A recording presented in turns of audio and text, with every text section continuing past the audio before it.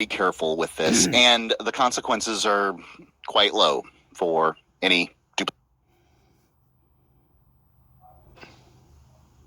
stop following their illegal orders. What their orders to close down are unlawful, and so are when you. Okay, I'm gonna talk about it, and I'm not good at doing it. I believe on God, resistance, freedom, justice. I saw people walking. They were like train conductors, train drivers, bus drivers, other transport people, taxis. I saw people a few months ago protesting for that. Other people, they were protesting for war criminals, things that they didn't understand, you understand? And it was like incredible. It was like incredible. Let me look for it.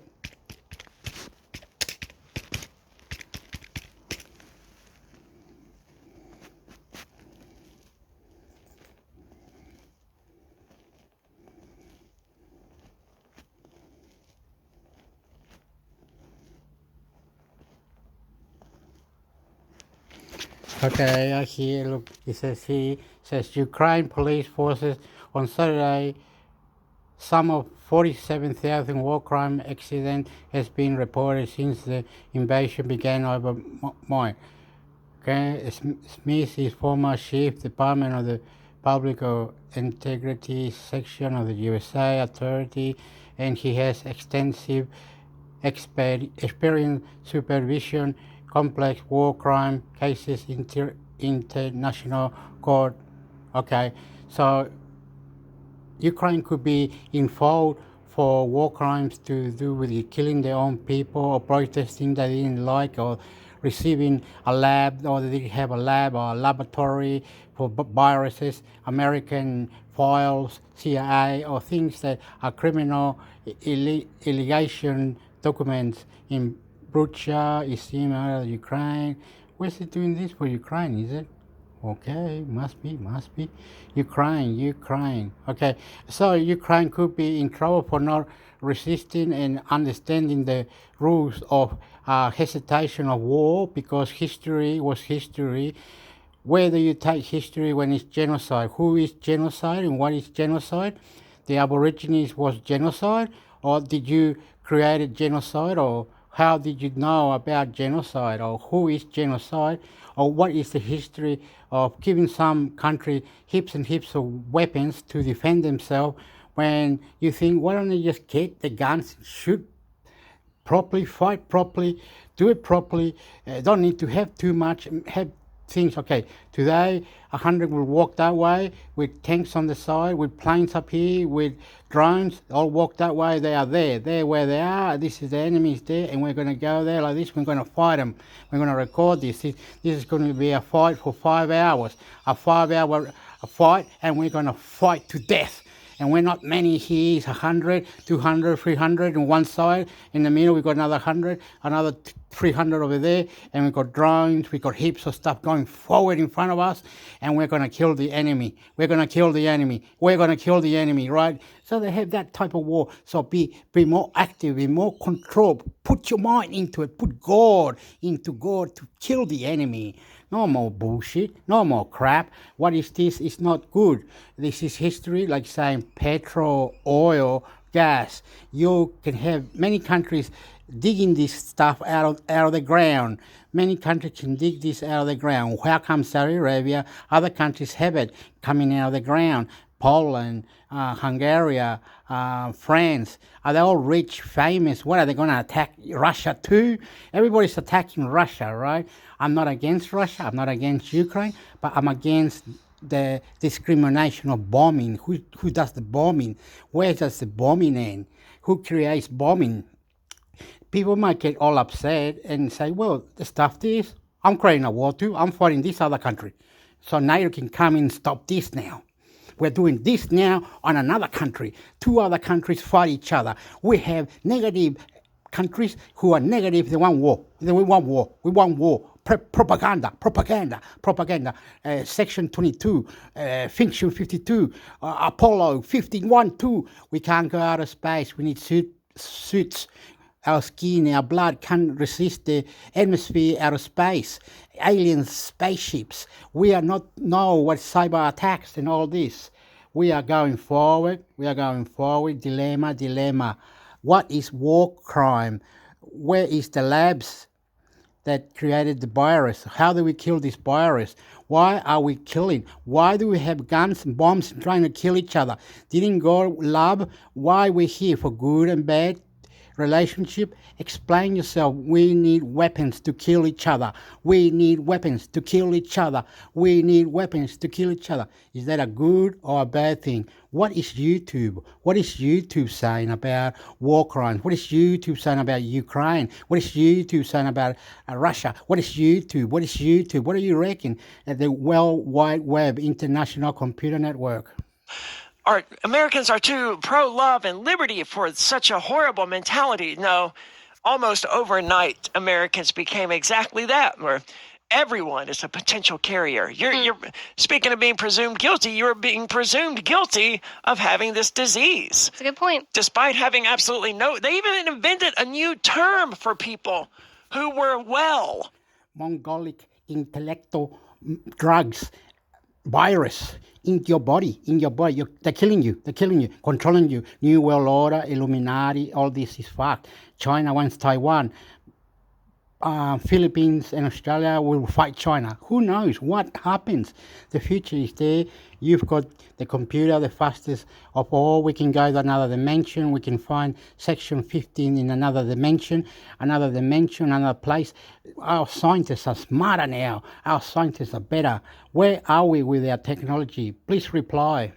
Asymmetric spreaders or something? Yes. Wow. And the lie of the government. If we are anti-government, we hate the government, you created genocide. Why don't you take genocide to international court? Did you kill some president? Did you kill any president? Who was killed the president? Why did this happen? Where is war? What is war crime?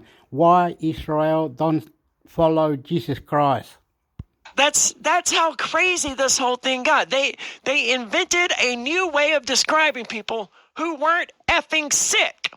And that word was asymptomatic carriers. Oh, you mean well, not sick? It's all been completely insane. And at some point, human beings have got to have a reckoning on this subject, because like 90-something% of the society was proven to be either A, completely insane, or B, willing to just shut the hell up and go along with the insanity for the point of making things easier and for not standing out. Like, I went along with the insanity. I'm not saying I didn't. I put on the stupid mask. I did my job. I kept going to work. But everyone there knew that I thought the thing was stupid. And anyone else could have... But we protest. We don't want it. We protest. We don't want it. So what's the answer? What's the answer when we protest? We don't want it. What's the answer? The police. They're saying copyrights on YouTube, other Twitter, Elon Musk, Facebook, any media, fake news. Spoken up and said, you know what, Arya's right. This is pretty stupid. No one did, but anyone could have, because I kept pointing out that how stupid it was for all the logical and rational reasons you would expect, right? But not. How is YouTube creating new bottom, getting more bands? How is YouTube getting faster, better, creative? Help us out, YouTube. Help us out, YouTube. What are the YouTube copyrights, lawsuits? What are YouTube? Someone out there is probably thinking, why lie? The world needs to die. Why lie? The world needs to die. In the name of God, what's going on?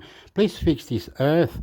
It's crazy. It's something about drugs, guns, manipulation, propaganda, anti-government, New World Order, Ukraine, Russia war, technology, outer space. Can we go faster than light? Can we go to another dimension? Can we do impossible? Can we be heroes? Can humans have superpowers? yeah, but we didn't know. But we don't want to fuck you with the cat fuck. With the more fuck, you're fucked. imagine it was a deadly virus. Well, I would literally rather die than just shut the whole world down. I would literally Also rather die valid. than just not live at all. But we can't.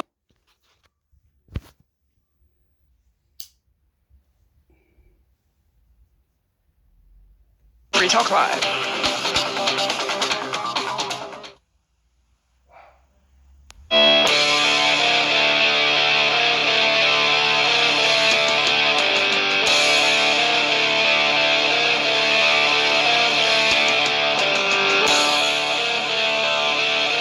Hold on, it's technical what I'm doing.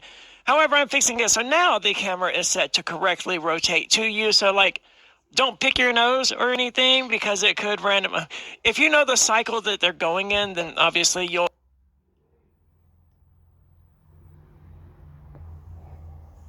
Living with depression, they are actually often quite proud of the fact that they've fought these very difficult things and they've learned some things from it, and they don't want others to suffer in the same way they did, and that's really good stuff. So with some Okay, to me, suffering and working 8 hours, I think people do that, work extra or have 2 or 3 different jobs, combine it all into one. But they say, no, can't combine into one. It's 1, 2, 3 different payment. Whatever. But you're doing jobs, 3 jobs. And you're doing one on Monday, one on Wednesday, and 2 different one on Saturday. So the Monday one is like truck drive. You're driving for 20 hours or something, then 20 hours back. Then the next time you're doing another job, then you're doing other jobs, and you go back to your truck drive. Anyway, crazy stuff. Anyway, people do have mental issues, paranoia, incredible families, sport, all this wisdom, mindfulness, God, Bible. You could teach, you could learn, you could understand, you could make it. YouTube is creative. YouTube is creative. You are the creation. Make out something you know, question, listen, put in, get in, say hello, breaker, please, debunk, fuck you. of the fact that they've fought these very Any question, please. difficult things, and they've learned I'm intermix hector YouTube. Subscribe. some things from it, and they don't want others to suffer in the same way they did, and that's really good stuff. So with some parameters and a bold person, just one, it usually is, you can get really powerful brief. They don't have to dominate the training, but brief shares that really then make the training super relevant. And people are like, oh, this really is about us. It's about, me. It's about the people that I work with every day. The other thing that you brought up, which is for me, the absolute secret sauce of making not just a training, but a whole workplace suicide prevention program effective, is to have that leader, that one leader who says, this is a priority. This matters to me. And it matters to me because I've lived through it. When you find that leader, like, whoo, work is done. They're going to carry this thing all the way through. And the fact that they, had their team, which again was money by the minute, sitting there for 2 extra hours waiting for this, was a huge model, a demonstration of how important. Yeah, but protesting for army crimes or anti-government or technology that has to be for the future or something, and then you got paid and waited, and the whole building that was market, enterprise, Bitcoin, fuck you. This is. So that's a great. But I love you. I'm not a bad guy. I love you. But things can be fuck you. I love you. I'm not a bad guy. But things can be fuck you. I love you. I'm not a bad guy. But things can do things opposite to you. So you can go and get fucked and go to jail. No. Because I love you. Because. Question, please. A great story to share. Let's turn now a little bit to. Like, if you say something, you could get arrested for saying it. So you go and get fucked. They fuck you up. CIA, FEMA camps, refugees, army, technology, UFO, other dimension. How do we create a spaceship, son of a bitch? Why the workplace? Like, why does this matter? What does our research say? This seems like a foreign concept still to a lot of folks. And if they're doing anything at all in this space, it's more, I would say, like workplace wellness light, like stress management, or I don't know, it's very light, you know, and then sometimes they feel that they've checked the box on addressing mental health and suicide in the workplace. What does the science tell us about why we should be doing this? Most of the people who suffer from a mental illness or maybe is in suicide despair is in a working age, so from 18 to 60, 65 years old. And so it makes sense to use this space because it's a space, it's a place where you can enhance the sense of the happiness that is in the place, the data you put inside of you. You saying that you're getting police arrested. The way you're saying that you're getting police arrested, you are the arrested. You are the one. No mental, no police, no nothing. You can't create technology advance. There have to be some resolution where you have to compromise, see if it works, how it works, where it works. Is it a rocket? Is it a spaceship? Is it your brain? Is it other planet? How do we live in mental issues with other dimensions, other planets, other religion, other things? Why this, that, question everything, debunk it. Belongingness, the sense of what. I love you, I'm intermix hector, please subscribe. I love you, I'm intermix hector, please subscribe. Soy chileno. I'm doing something useful for the society, and if well record, yes, because fuck you too, love you. you do it right, if you have a place that that can give this to this person, so if the worker can be recognized for what he's doing, can be heard, can use their creativity, so you can make a workplace much healthier and much a better place. So why invest in workplace suicide prevention trainings? Well, first it makes sense because creating a culture of health and safety awareness is both humane and it's also good for business. Well, and second, because the money spent on mental health awareness and suicide prevention as well saves much more for the company, as the company will spend much less on absenteeism, presenteeism, and the consequences of suicide events. So this is important to make clear inside the company that we are not doing something only focused on that employee. We are doing something that is good for the employee and it's also good for business. This must be clear because we need the senior management to sponsor us. We need people to believe that this is important. This is going to make a difference, not only for people, but also for the whole company. The company will gain in productivity, will gain in workers' satisfaction, commitment. So those are really good for business.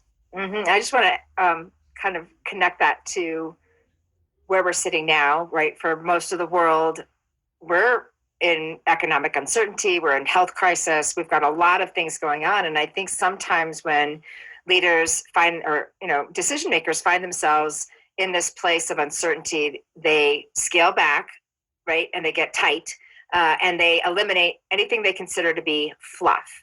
And so a program like this could be seen as that, well, we're doing that because it's a nice thing to do, but it's not central to our mission.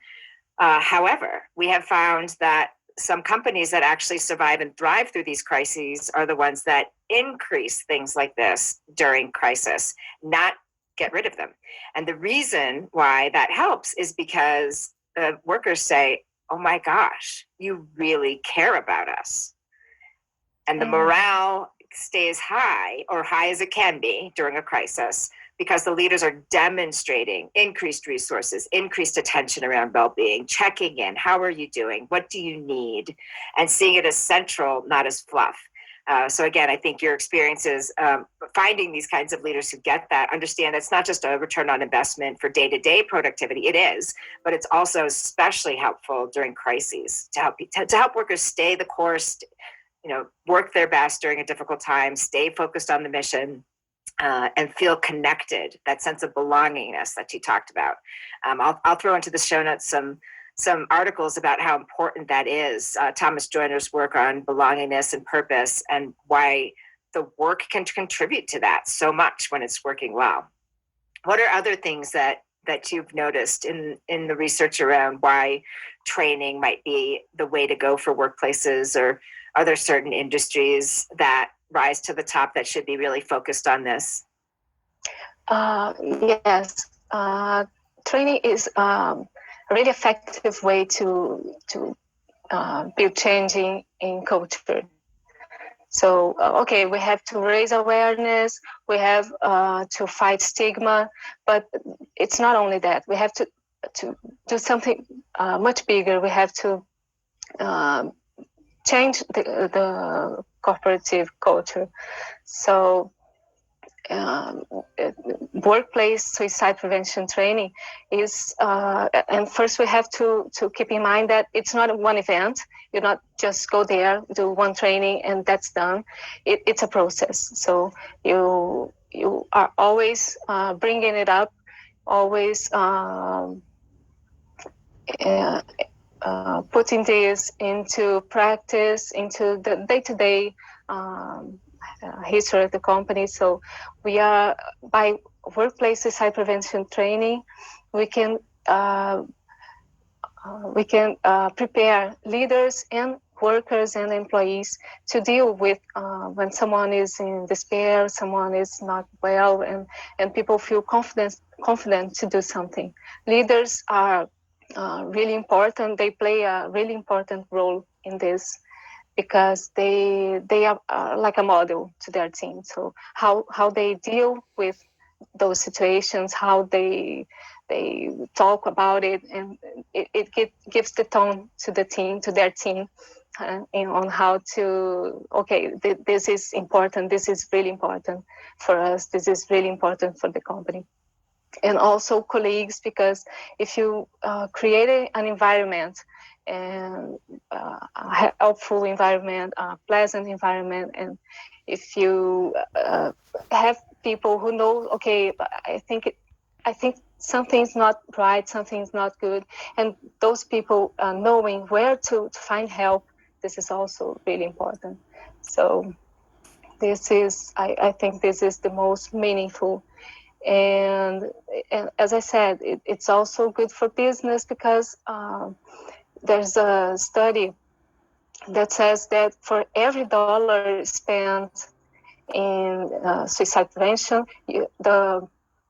every dollar invested into the treatment and support of mental health disorders and also suicide preventions see a return of $4 in improved health and productivity.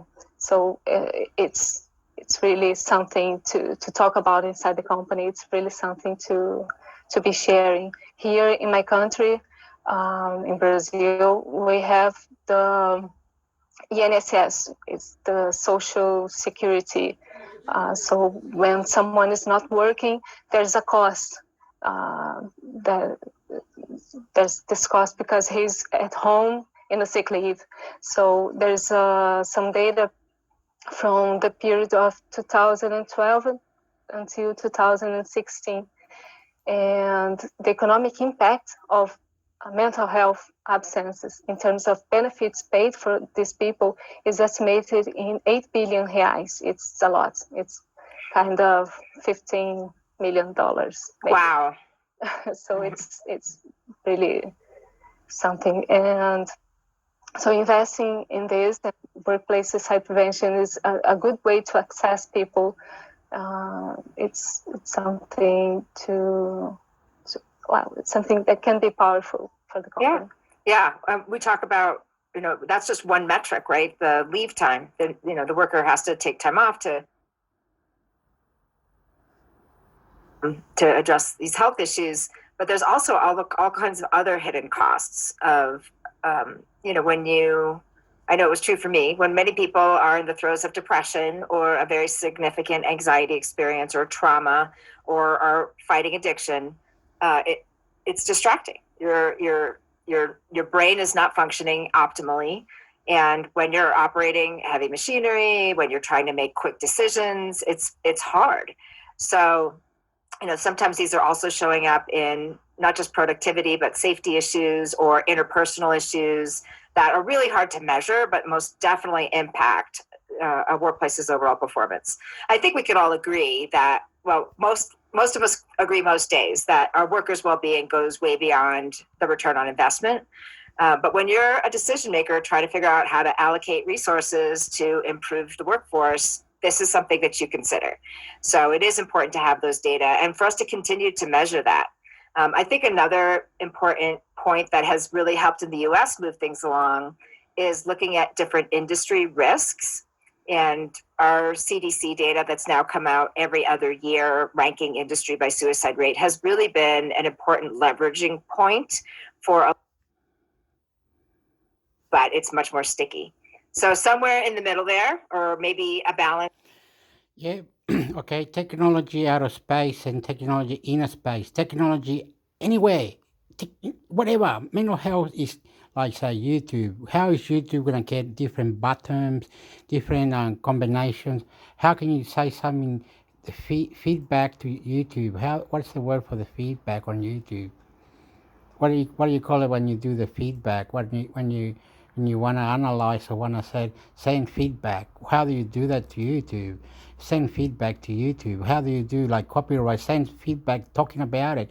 How do you do YouTube? And is YouTube reliable to send feedback, or do you get copyrights, or your mental health, everything mental health? Why out of space, in space, any space, technology, you get mental health? In other words, you will not finish the project because it was God. It was like God. You created God, and you don't want to create God because God don't like you to be God. What the fuck? Why don't they have a God that looks after the environment? God that looks after the computers, God that looks after technology, God that comes with an alien and produces medication and things to help the humans. Why doesn't God create 2, 3, 4 aliens to spaceship creation? Question it all.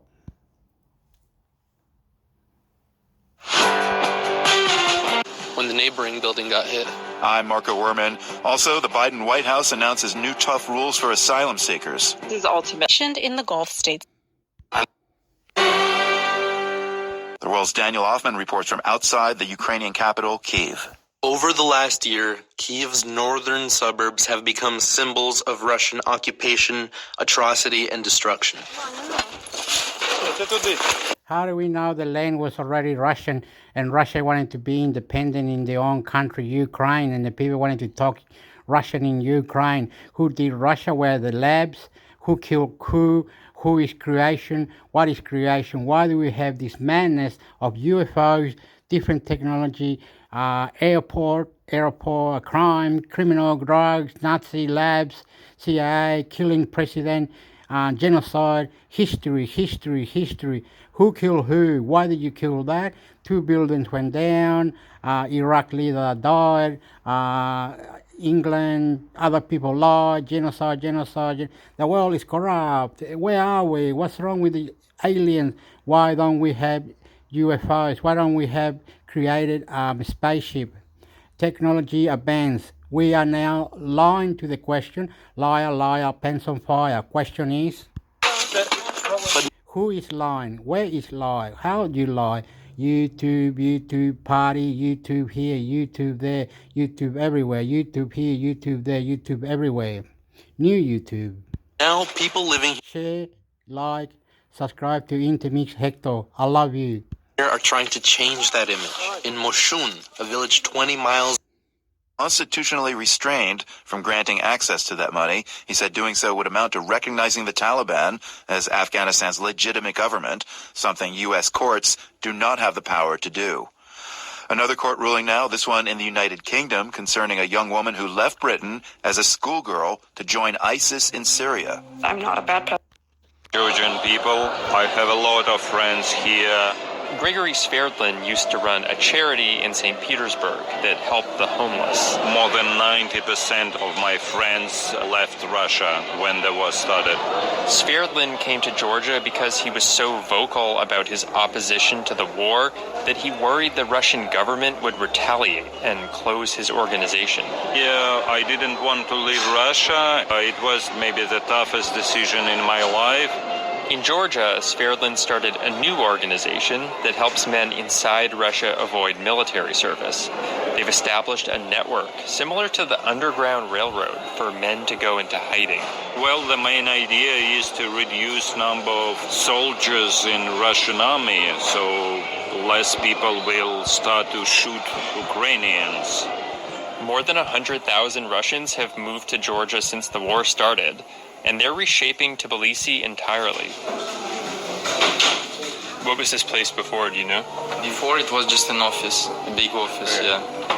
Inside an old office building with shiny wooden floors, 23-year-old Nikita Holopov gives me a tour of a new business cooperative founded by young Russian entrepreneurs. Here they play jazz. Upstairs there's a bar. Holopov. NPR. I'm going hips now, babe, do wow. I'm going all question it. Hips a question, please. Listen and reply.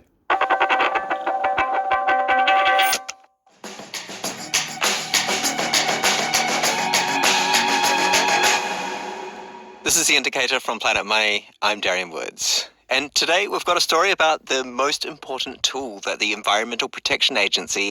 How can you not incredible have a God for ocean, a God for the river, a God for the mountain, all different gods for all different things? Why not? Why not? Can we create a God in China? Can we create a God in Los Angeles, Argentina, Chile? Can we have a God there? Technology God, any God, predicto, alien, UFOs, where are they? Where is this technology? has for cracking down on greenhouse gas emissions. It's been around for a little over a decade, and that tool is a single number. It's expressed in dollars.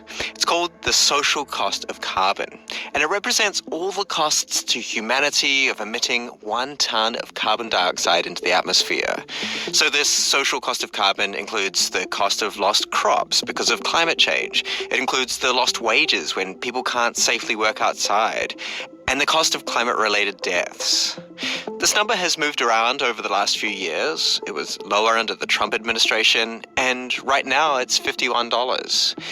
But most climate experts say that number is probably an underestimate, and that's why the EPA is now proposing to raise it to $190. But how the EPA got to that much higher figure is an ethics nightmare. Our friends at Shortwave, NPR's daily science podcast, recently did an episode on this, and we just had to share it. So after the break, Shortwave co-host Aaron Scott talks with NPR climate correspondent Rebecca Hersher.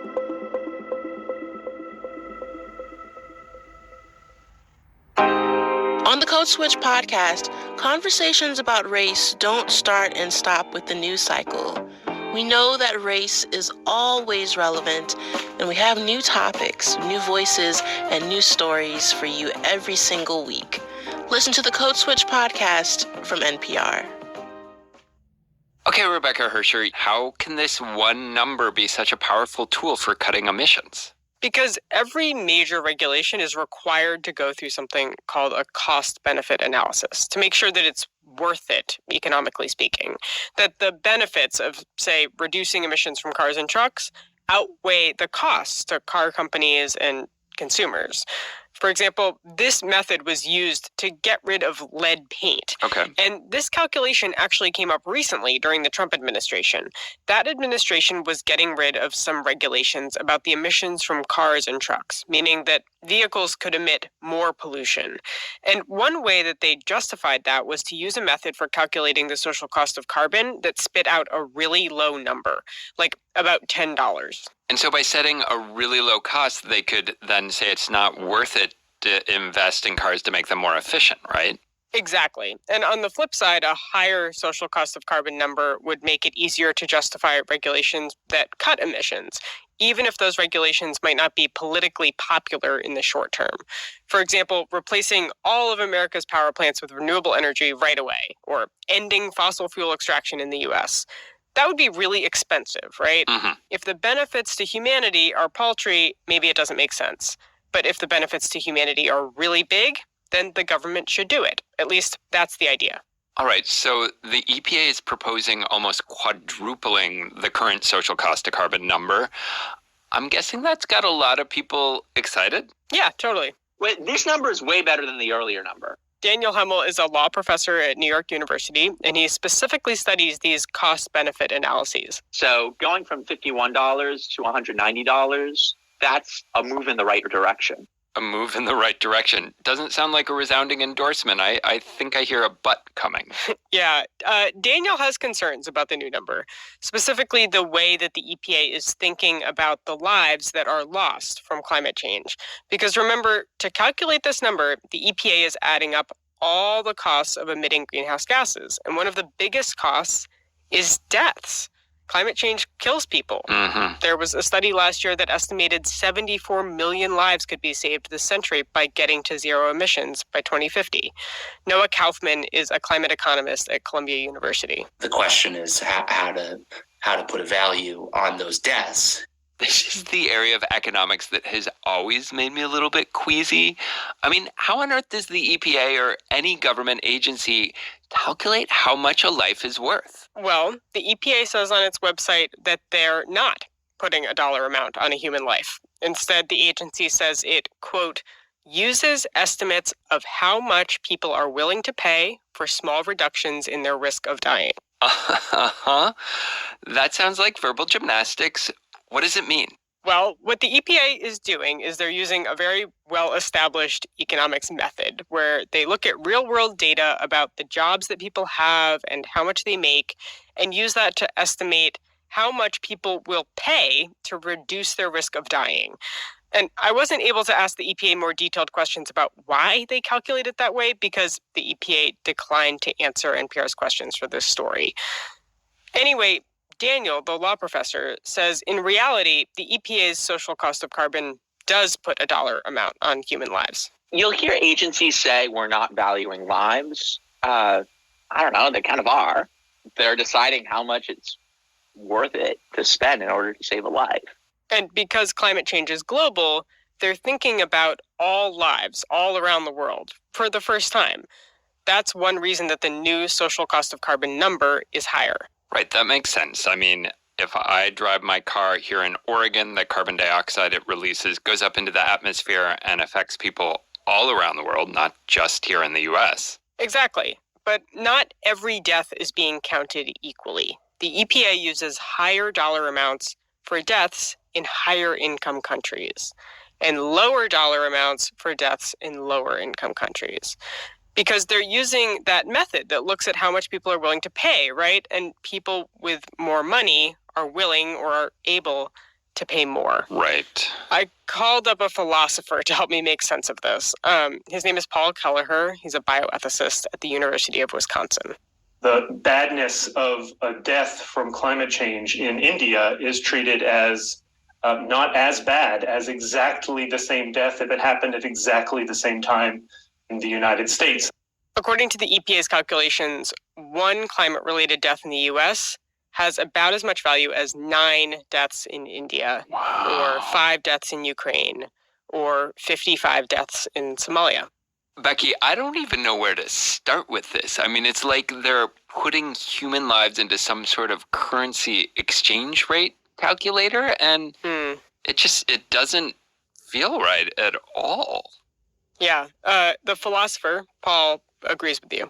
Is a grave moral mistake. He says it's just not true that the lives of richer people are worth more. It's important to get it right because these are life and death decisions. Every molecule of carbon dioxide matters. Every ton of carbon dioxide matters. And so small changes in these dollar numbers, for example, the social cost of carbon, will make a big difference to who lives, who dies, how good their lives are, how bad their deaths are. I also called up Vaibhav Chaturvedi. He's a climate economist at the Council on Energy, Environment and Water. That's a really influential climate think tank in New Delhi, India. He said the US government should put the same value on every life, morally, but also logically, because America's greenhouse gas emissions endanger people everywhere, and especially in low-lying and low-income countries where people are more vulnerable to rising seas and extreme weather. Right. So let's say the EPA changed its mind and put the same value on lives everywhere, regardless of country. How would the social cost of carbon number change? So we don't know exactly what would happen, but we have a rough idea. So there was a study that the economist Tama Carlton worked on last year, and it estimated that the EPA's number would approximately double if all lives were valued equally. Wow. Vaibhav says that would be a good thing because it would push the US to cut greenhouse gas emissions more quickly. That would mean that US government will have to enhance the pace of action because now the cost of carbon will be much higher. The social cost will be much higher. And that could lead to less emissions, which means less climate change in the coming decades, which would save lives. Yeah, that's the idea. I know that you said that the EPA declined to answer questions for NPR for this story, but do we know what comes next from the agency? I mean, they've proposed this $190 number. Now what? Well, the EPA will make a decision about whether to formally adopt this number. And I should say, the White House also has a group of people working to update the social cost of carbon. That effort would create a new number that theoretically the entire government could use, not just the EPA. But so far, that group hasn't proposed anything. Today's episode was produced by Margaret Serino, edited by our supervising producer, Rebecca Ramirez. Movies. You can have your Apple HomePods and Apple TV, so your TV speakers can kind of get in on the game. But it's less intuitive to control, and you really relies on your iPhone. You can use the voice assistant, but it is not as intuitive in terms of, commands to get it working. It can get real dumb. When I asked it to play music, sometimes it's like, no, you don't want to listen to Pippin. And I'm like, I do. I'm the one person that wants to listen to Pippin. And it's like, we're going to play you some rock. And I was like, that's cool, I guess. No, I know. It's quite funny what each of the smart assistants will come up with when you ask for a specific audio. They all have opinions and they're not good. And then the final piece of the puzzle, of course, is you can use Sonos with Amazon's Assistant, but only Sonos speakers. So you can set up a Sonos group in your Amazon Alexa app and play music using one of your Echo speakers, but only to Sonos speakers. So you can't, I'm almost 100% certain, correct me if I'm wrong, but in my experience, you can only group Sonos speakers together using Alexa. You can't also add in like your Echo Studio if you... I'm going out of it, sorry. I'm a ticket. I'm a licky, ticket. I'm a licky, ticket. I'm a licky, ticket. New tap.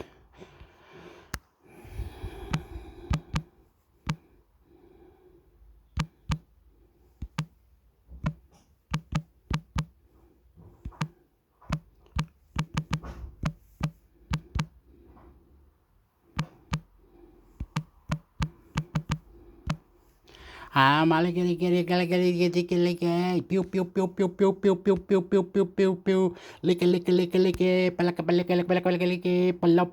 palopli, walla, walla, puch, walla, walla, puch, wow, sexy, oh, you sexy macadara, wage. Oh, eh. Ah, oh,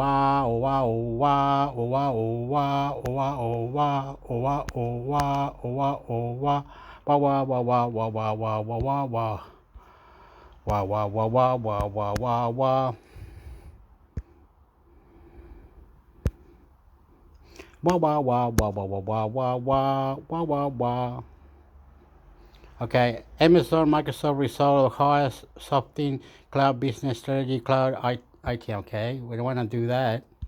Amazon, Microsoft results to highlight Fossing cloud business strategy cloud at news. Slower cloud spending by inflation hit businesses is expected to stall the sales momentum at Amazon and Microsoft and add to the troubles of the sector that laid off thousands this month. After years of blistering growth, most recently fueled by remote working and studying during the pandemic. Hi. You've reached one of our premium articles.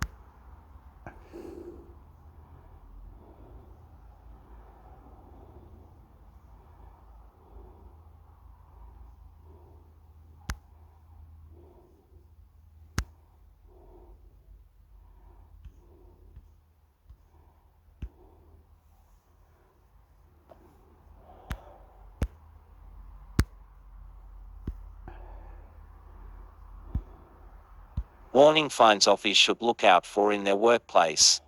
While data released by government organisations can tell us a lot about how the economy is performing, there are often everyday observations that can tell us just as much. Recently, an Aussie took to the popular Our Finance subreddit to ask what warning fines people had noticed in their own workplaces. Now that people are going to have a lot less spare cash, are any of you starting to see less activity in your industry? Redditor Carly Starr has asked. Also read Aussie wages grow 3.3%, but still lagging behind inflation. Also read Office shocked by windscreen cleaners earnings, I need a career change. Also read cost of living, 77% of Office I side hustle to make ends meet. And some of the replies might shock you.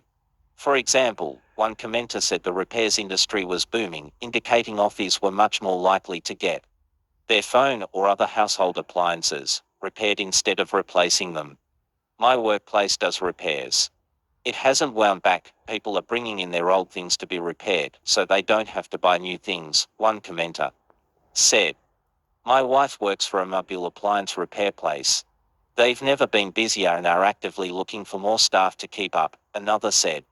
Another pointed out a much more fatal fine for office workers to look out for. If your company has hired indoor office plants and these are taken away, that's a good indication there are cost-cutting measures underway, they said. Captions will look like this. Caption languages. English. 3 easy ways to budget. Interest rates are rising, rents are going up, and the cost of living is the highest it's been since the 1990s. So, if you don't already have a budget in place, it might be time to put one together. Making a budget can be tedious or even overwhelming, but it can really help you feel more on top of your finances and hopefully save some money too. Another user who worked across multiple industries said they had noticed people tightening the purse strings in more ways than one. Last year, I worked in retail lingerie and I started noticing fines last September. More people asking to use Afterpay, people would buy one bra instead of 3 to 5 a transaction, no one was really buying sets anymore, they said. End of last year, I transitioned to medical receptionist and part of my job is to record the cancellation reasons, etc. There are more cancellations happening because people can't afford the appointment. Used to be 1 to 3 in 6 weeks. I looked at the past year's cancellations to check, and we're getting 1 to 2 cancellations for financial reasons every fortnight now. Follow Yahoo Finance on see book, LinkedIn, Instagram and Twitter, and subscribe to our free daily newsletter.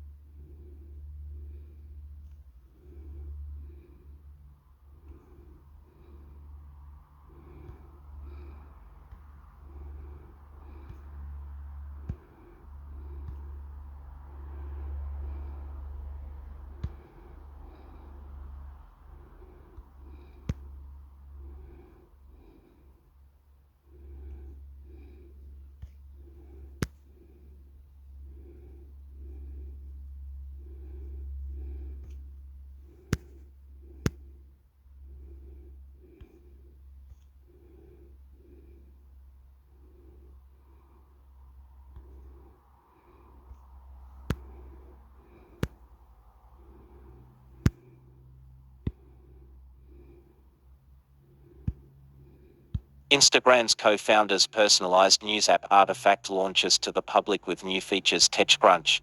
Artifact, personalized news reader built by Instagram's co-founders, is now open to the public, no sign-up required.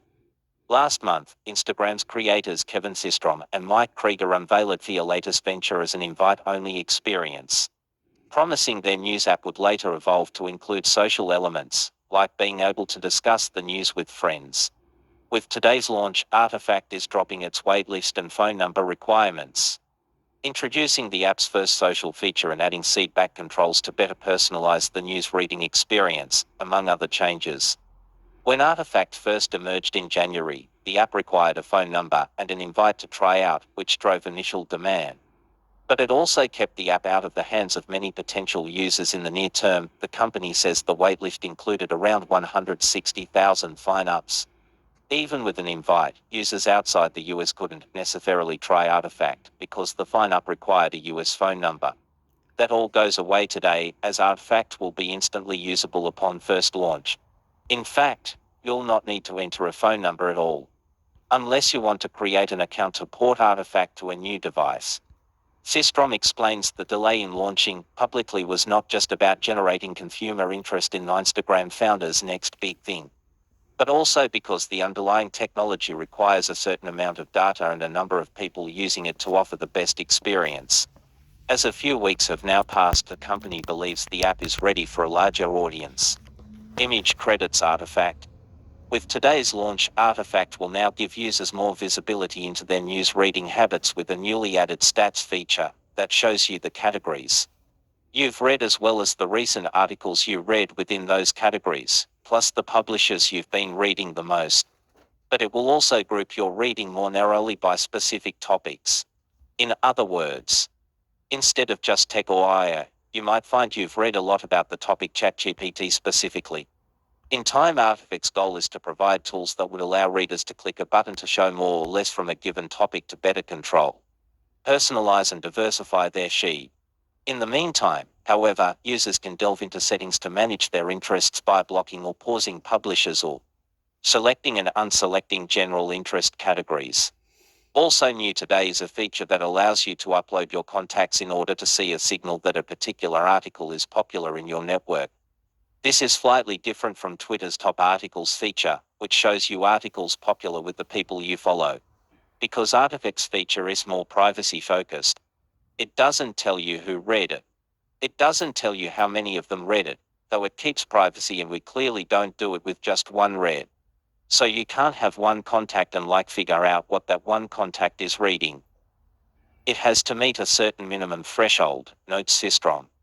This way, he adds, the app isn't driven by what your friends are reading, but it can use that as a signal to highlight items that everyone was reading. In time, the broader goal is to expand the social experience to also include a way to discuss the news articles within Artifact itself. The beta version, limited to testers, offers a Discover feed where users can share articles and like and comment on those shared by others. There's a bit of a news feed or even Instagram-like quality to engaging with news in this way, we found. The launch of a brand new app from Instagram's founders, and particularly one focused on news, was a surprise, especially given the difficulties of launching a news reader here in the US, where it would have to compete with offerings from the tech giants like Google News, Apple News and, of course, from the founders' earlier employer Meta's own news feed. The latter evolved over the years from just a stream of friends updates to deliver news and information, and arguably misinformation, to billions of users. According to data from Pew Research, around 1/3 of US adults get their news regularly from Facebook, presenting a challenge to any new startup in the news market. Meanwhile, Artifact comes across as something like a US-based version of something like China's Tatia or Japan's Smart News, both of which leverage algorithms and machine learning technology to create a curated set of news articles for each user based on how they engage with the app's content. However, Systrom argues that while Artifact is similar to these other personalized news readers in the sense that they are all using machine learning technologies to deliver their curated selection of news to individual users, the devil is in the details here. The machine learning that a lot of what we're doing is based on was invented in 2017 at Google. It's called the transformer, says Systrom. That's the tin ChatGPT, by the way. Without that, GPT-3, 3.5, etc. wouldn't exist. Without that, you wouldn't have DAL. Without that, you wouldn't have ChatGPT, he explains. So what we're starting to see, I think, this rise in applications of this core technology, the transformer. In other words, new technology creates a market for new apps to emerge that may in some ways resemble their predecessors, but differentiate themselves by how they are leveraging what's under the hood. Systrom compares this opportunity to the founding of Instagram, noting that there were already other image-sharing apps available when it emerged. When we built Instagram, the iPhone 4 had just launched, and we were so excited about the processing speed and also about the camera being just good enough. There was this breaking point. We happened to stand out from the crowd because we had a couple of differentiating features and we timed it correctly, Systrom says. We are certainly betting on that features with Artifact, which is that the technology is different. Image credits, Artifact personalization and stats. For Artifact, the differentiating features won't just be the machine learning tech, but also the social features built by founders who built one of the most popular social apps to date, as well as personalization tools designed to help improve the experience with more explicit feedback. Today, Artifact curates news from hand-selected, higher quality publishers across categories who meet certain criteria around integrity, like their fact-checking and corrections process and transparency around funding, along with other factors. That means they're not necessarily right or left-leaning sites, the company notes. Plus, as you dive into a topic, readers are thrown a span of headlines about the same subject in an effort to pop any so-called filter bubbles and present a broader viewpoint. The more you interact with the app, it learns what particular news is of interest to you by weighing clicks, dwell time, read time and other signals, like whether you shared the feed with friends and more. Over time, the social feeds will emerge and Artifact will not just personalize news and deliver your interests, but also provide a place to discuss those topics. But the accompanying moderation headaches that come with that experience aren't something the company's 7-person team is ready to face just yet. Based in San Francisco with some remote team members, Artifact is currently self-funded by the founders to the tune of single-digit millions. It has 5 Instagram vets on staff, including Robbie Stein, as its head of product and the founders. This year, the company aims to roll out more features to better convince consumers of its larger features that this is not just another tatty hour. It has something new to offer. What you should expect from Artifact over the next year is, I think, divergence from the norm. I think people will be happily surprised that there was, in fact, a lot of room for innovation around news and publishing, Systrom says. Artifact is available across most English-speaking app stores and Android.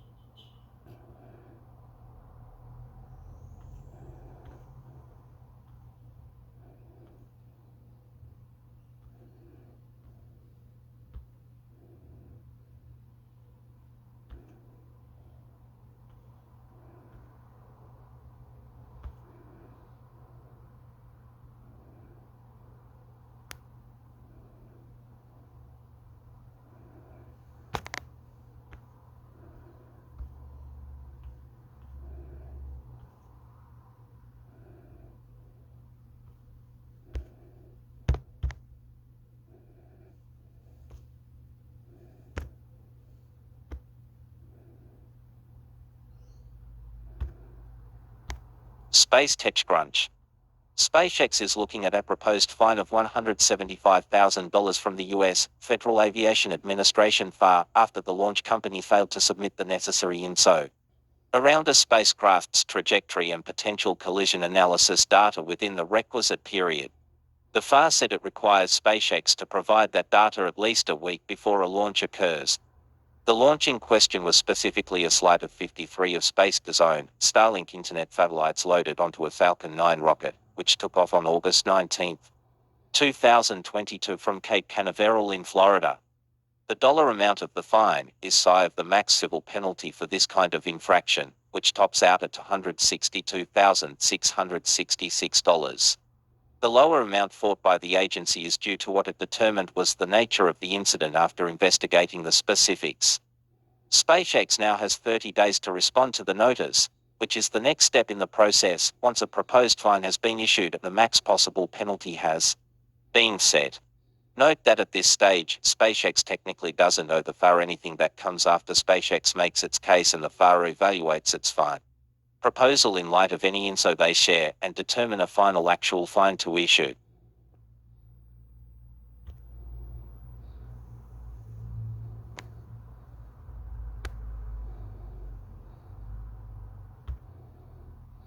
Space TechCrunch.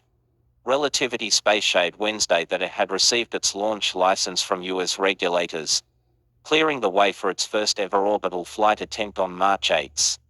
Relativity will be attempting to send its lightweight rocket Terran 1 to orbit for the first time, in a demonstration mission that will not carry any customer payloads. The company is quick to point out that, at 110 feet tall and 85% 3D printed by mass, Terran 1 is the largest 3D printed object to attempt orbital flight and the largest 3D printed object to exist, period. Sending it to space will be no small feat, and indeed, this flight will see Relativity's 3D printed architecture and approach put to the test for the first time. Relativity originally announced a launch date of winter 2021, which was pushed to early 2022. The company cited engine and materials upgrades, as well as the COVID pandemic, as reasons for the delay.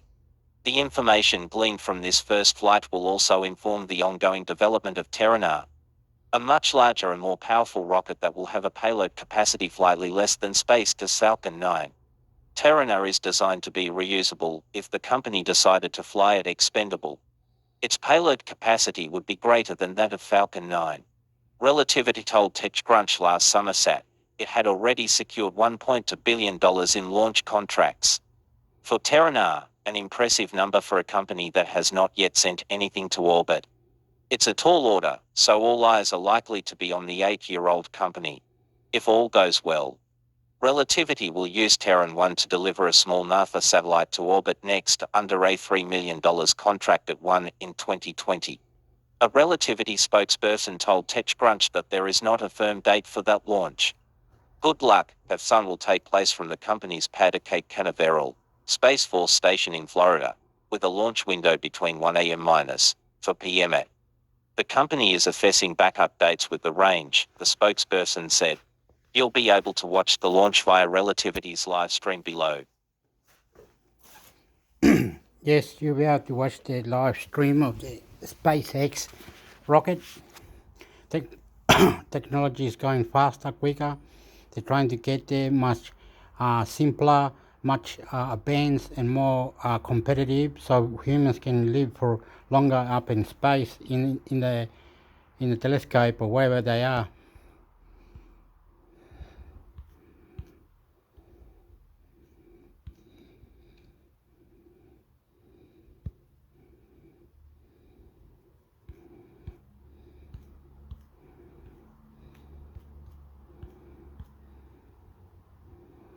What happened, brother?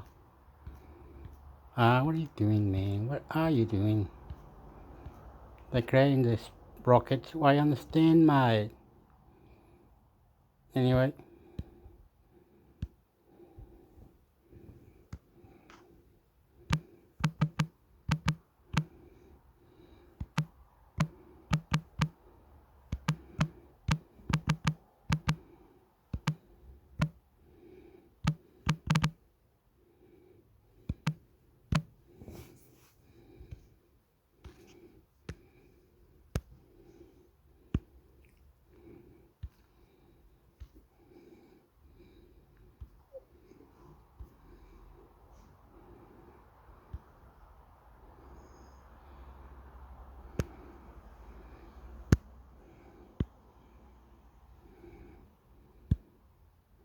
Should YouTube, Twitter be more responsible for dangerous content?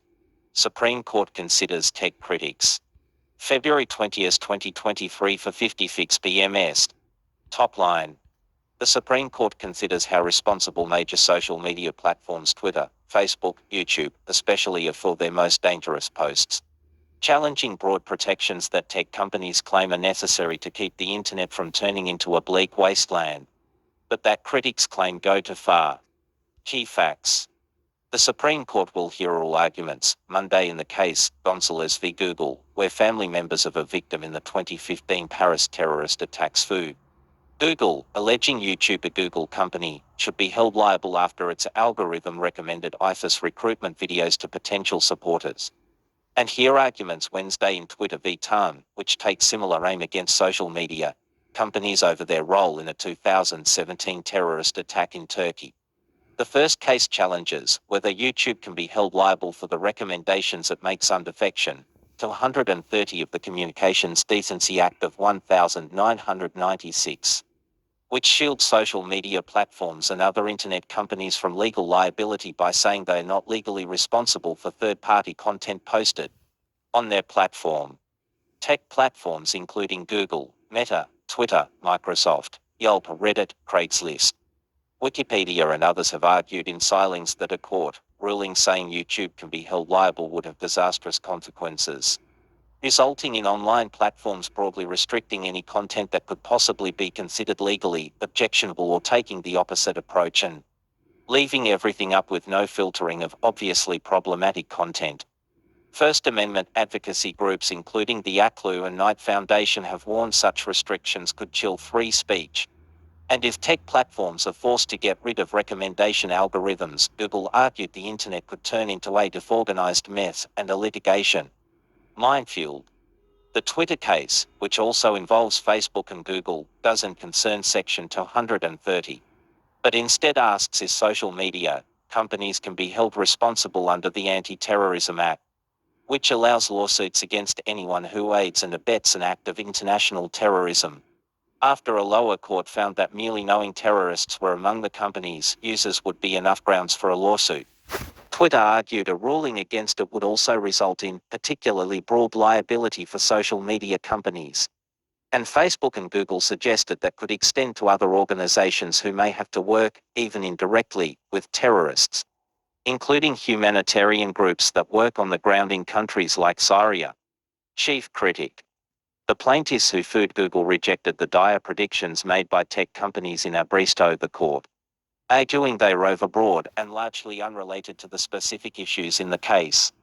Predictions that a particular decision of this court will have dire consequences are easy to make, but often difficult to evaluate, the petitioners argue, noting that while social media companies still have other legal safeguards in place to protect them like the First Amendment, there's no denying that the materials being promoted on social media sites have in fact caused serious harm.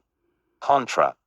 The Biden administration has argued Supreme Court should narrow the scope of Section 230 to make it more possible to sue social media platforms, warning against an overly broad reading of the statute that could undermine the importance of other federal statutes. The White House argued Section 230 does not protect YouTube from lawsuits against harmful recommendations its algorithm makes, given that its recommendations are created by the company and not content from third parties. Supporters of the plaintiffs have also focused that a ruling against Google could help social media platforms clean up algorithms that have resulted in harmful recommendations for minors, with the Electronic Privacy Information Center arguing social media companies take advantage of Section 230's broad nature and youth Section 230 as a shield instead of making their products face a crucial quote.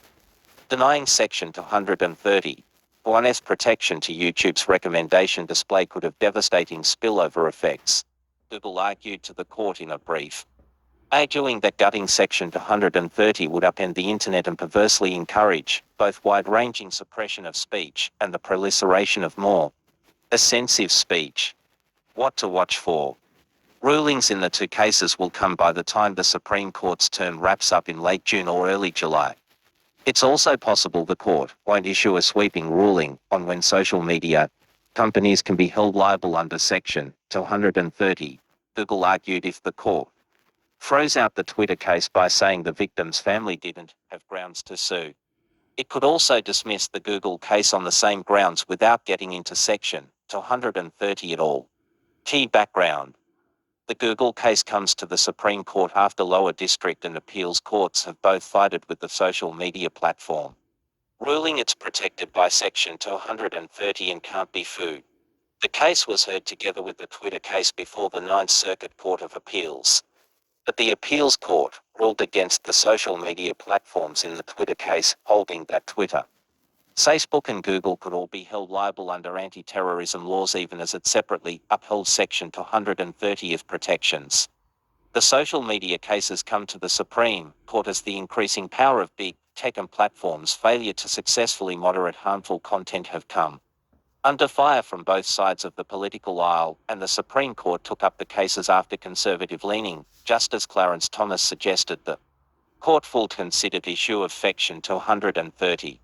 Tangent.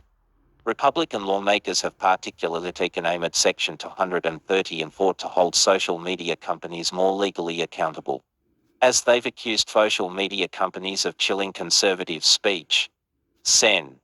Ted Cruz of Texas led 11 GOP lawmakers in filing a brief arguing for the Supreme Court to narrow the scope of Section 230, arguing social media companies have used the broad interpretation of the statute to not be fair about restricting access and removing content based on the politics of the speaker.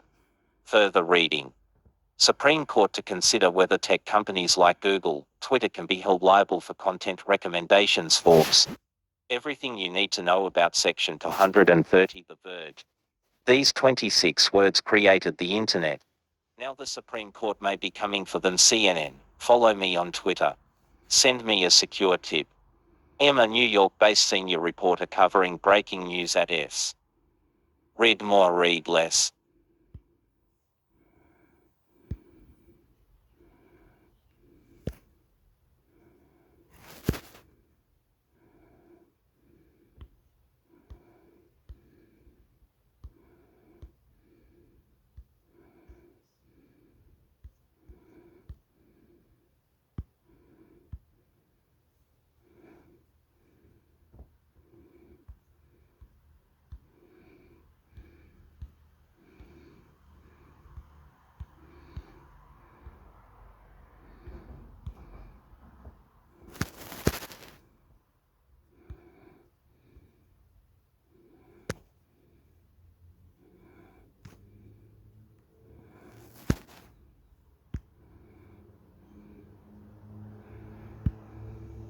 After fraud charges against Link's ex-CEO, Goldman Sachs doubles down with $24 million investment.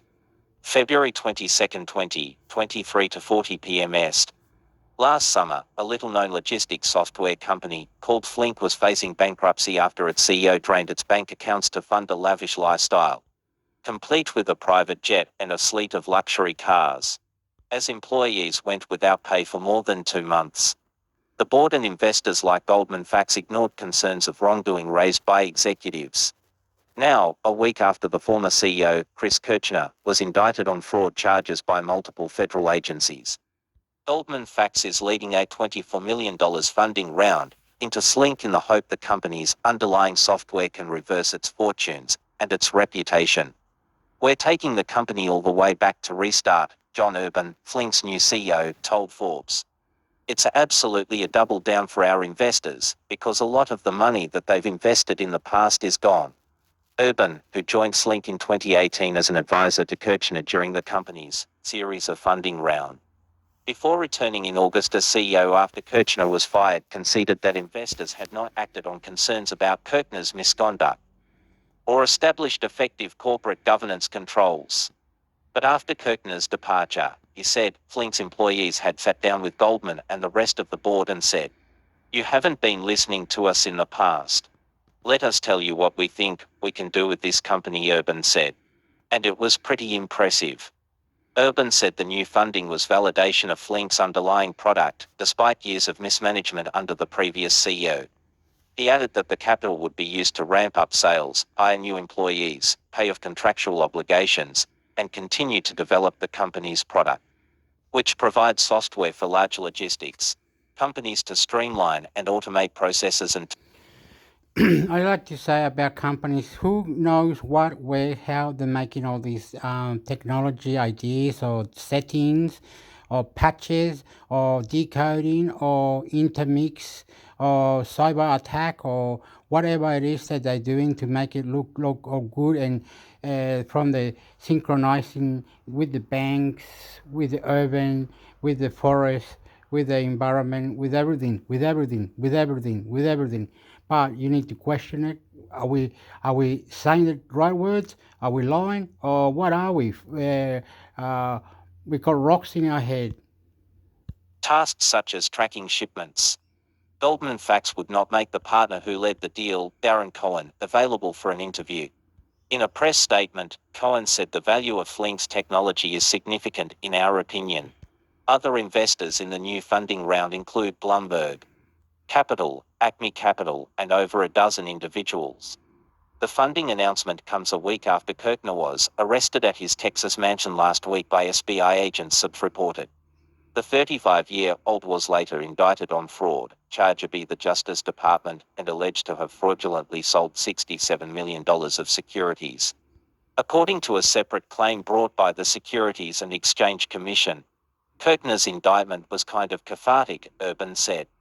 Because for the first time, we could all kind of exhale and say, okay, this is the end of that chapter. When Forbes tried to reach Kirchner for comment, it appeared his cell phone had been disconnected. Kirchner, who had worked at Best Buy and a label-making company before launching Slink in 2017 with a team of engineers from Salesforce, was considered an effective salesman and raised $80 million for Slink in 2 funding rounds led by Goldman Sachs and Bloomberg Capital. But Flink went through multiple periods of not paying employees and left vendors unpaid. After Goldman Sachs led a $60 million funding round in 2021, Kirchner fined multi-million-dollar sports sponsorships.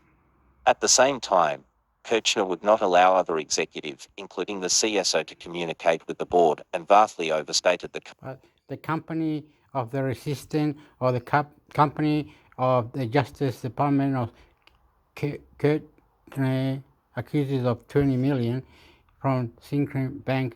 Oh, it's all under the table. It's all done. No one's seeing it. No one watching it. It's corrupt. They take money however they want. They make things, technology in their own casino, in the bank, or in the government, or you don't see, or you get robbed, or you're fucked, or you're not listening. You didn't get the message, and you not getting any extra cash. company's revenue. According to a previous Forbes report, Oh, yeah. You're not getting extra cash, right? You, whoever it is, you're not getting extra. Why? You live there. Your government is corrupt. They're saying we're paying France. We're paying France. France, what? Fuck the French. Fuck the Ukraine. Fuck the Russians. Fuck Mexico. Fuck the world. a previous Forbes report. In one episode documented by the Justice Department, Kirchner told an executive to move $20 million from Flink's bank accounts to one that he controlled, funding that he later used to purchase a $16 million private jet. Whenever there's large sums of money, Urban said, you're gonna attract people who are occasionally sociopathic people, who are not there for the good of the company or the employees. Flink did not lose customers as a result of the events of last year. According to Urban, last year DHL and Kuhn plus Nagel were reported as customers.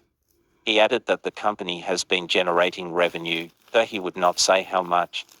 Urban said a small portion of the new funding will be used to pay off contractual obligations Flink had with sports teams, organizations and individuals that were fined under Kirchner's direction.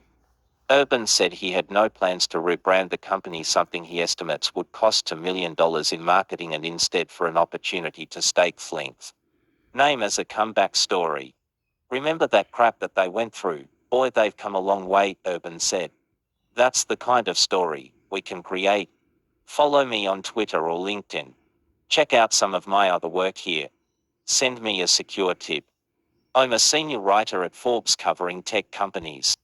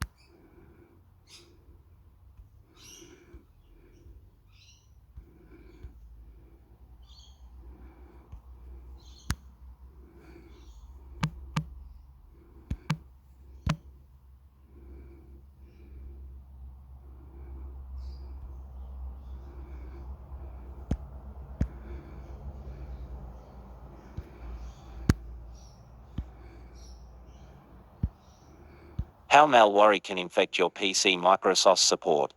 These are some of the most common ways that your devices can get infected with malware. Spam emails. Malware authors often try to trick you into downloading malicious files. This can be an email with a file attached that tells you it is a receipt for a delivery, a tax refund, or an invoice for a ticket. It might say you have to open the attachment to get the items delivered to you, or to get money. If you do open the attachment, you'll end up installing To this, to that, listen and reply. All this is good, very nice. I love you. I have one. I love you. I love you. I love you. I'm intermix hector YouTube. I'm intermix hector YouTube. Subscribe. YouTube. This is nice. It's beautiful. Question. Fuck you too, motherfucker. installing malware on your PC. How the fuck is it? Please reply. Please listen and reply. Please listen and reply. Make your own mind. Make your own mind. This is interesting. Well record. God. PC. Sometimes a malicious email will be easy to spot. It could have bad spelling and grammar, or come from an email address you've never seen before. However, these emails can also look like they come from a legitimate business or someone you know. Some malware can hack email accounts and use them to send malicious spam to any contacts they find. To reduce the chances of your device being infected, if you aren't for who sent you the email or something doesn't look quite right, don't open it. Never click an unexpected link in an email. If it appears to come from an organization you trust or do business with and you think it might be legitimate, open your web browser and go to the organization's website from your own saved favorite or from an internet search. Don't open an attachment to an email that you weren't expecting, even if it appears to come from somebody you trust. To learn more, protect yourself from phishing. Microsoft OneDrive has built-in protection against ransomware attacks. To learn more, ransomware detection and recovering your files. Malicious Office macros. Microsoft Office includes a powerful scripting language that allows developers to create advanced tools to help you be more productive. Unfortunately, criminals can also use that scripting language to create malicious scripts that install malware or do other bad things. If you open an Office file and see a notice like this, do not enable that content unless you're certain you know exactly what it does, even if the file appears to come from somebody you trust. Warning: a popular trick by criminals is to tell you that you're about to be charged for a service you never signed up for. When you contact them to protest, they tell you that to cancel the service you just need to download an Excel file they provide and fill in some details. If you download and open the file, Excel will show the warning you see above. If you select enable content, malicious macro will run and infect your system. No legitimate company will ever make you open an Office file just to cancel a service. If one asks you to, just hang up on them. It's a scam and there is no service you need to cancel. To learn more about controlling how macros run on your device, enable or disable macros in Office files. Infected removable drives. Many worms spread by infecting removable drives such as USB flash drives or external hard drives. The malware can be automatically installed when you connect the infected drive to your PC. There are a couple of things you can do to avoid this type of infection. First and foremost, be very wary of any USB device that you don't own. If you find a USB device that was apparently lost or discarded, be reluctant to plug it into a computer with data you care about. Sometimes attackers will deliberately leave infected USB devices laying around in popular areas in hopes that somebody will find them and plug them into their computer. Tip: this is called a USB drop attack.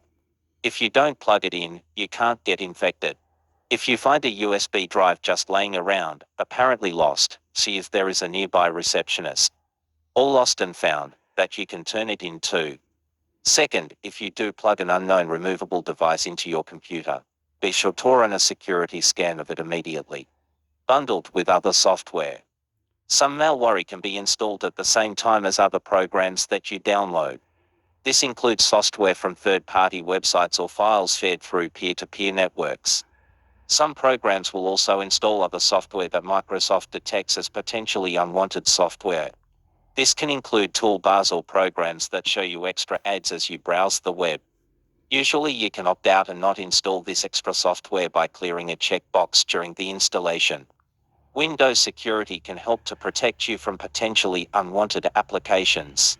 To learn more, protect your PC from potentially unwanted applications. Programs used to generate software keygans often install malware at the same time. Microsoft security software finds malware on more than half of PCs with keygans installed. You can avoid installing malware or potentially unwanted software this way by always downloading software from the official vendor's website, making sure you read exactly what you are installing. Don't just click OK. Hacked or compromised web pages. Malware can use known software vulnerabilities to infect your PC. A vulnerability is like a hole in your software that can give malware access to your PC. When you go to a website, it can try to use vulnerabilities in your web browser to infect your PC with malware. The website might be malicious, or it could be a legitimate website that has been compromised or hacked. This is why it's extremely important to keep all your software, and especially your web browser, up to date and remove software you don't use. That includes unused browser extensions. You can reduce your chances of getting malware in this way by using a modern browser, like a Microsoft Edge, and keeping it updated. Tip: don't want to update your browser because you have too many tabs open. All modern browsers will reopen your tabs after an update process. Other malware. Some types of malware can download other threats to your PC. Once these threats are installed on your PC, they will continue to download more threats. The best protection from malware and potentially unwanted software is an up-to-date, real-time security product, such as Microsoft Defender antivirus.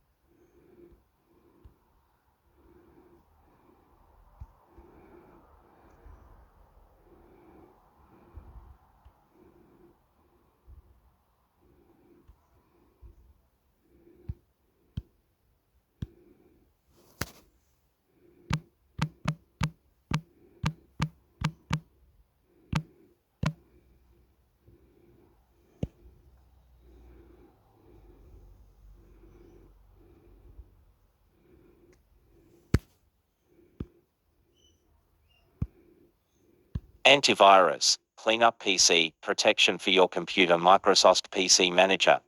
Fly %0 of %0. %0. Microsoft PC Manager. Beta. Safeguard your PC in a quiet and reliable way. Compatible with Windows 10 1809 and above, Windows 11. Boost your PC. Clean up your system and free up spaces. Boost your... So you gotta get PC Manager. It's in this website, everyone. Doesn't say that, but it's called Microsoft PC Manager, or this one here on the picture. I don't know how. Can you enlarge it? Oh my god! Oh my god! What have I done? Anyway. Look, you gotta get that PC Manager. If you get that PC Manager, it does all these things to help your computer. You know what I mean? PC's performance. Manage your storage. Give your PC a spring cleaning and manage large files. Use Storage Sense to let Windows free up storage for you. Health checkup. Find and fix issues fast. Scan and clear threats with one click. Professional antivirus protection. Fully integrated with Windows security. Safeguard your PC anytime, anywhere. So that's PC Manager. Why didn't they say something about this, that there was this PC Manager? Or why aren't we doing it? What's going on?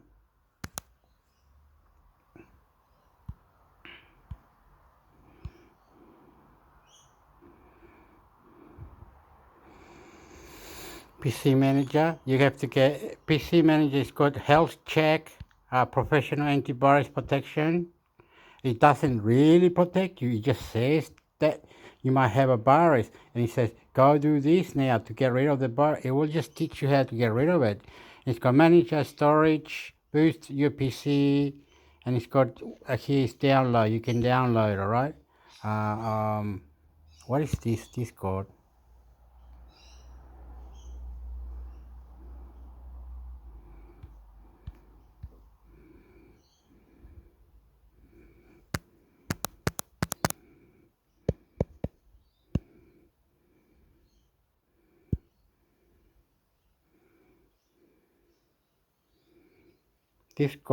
Discord, talk, chat, hangout.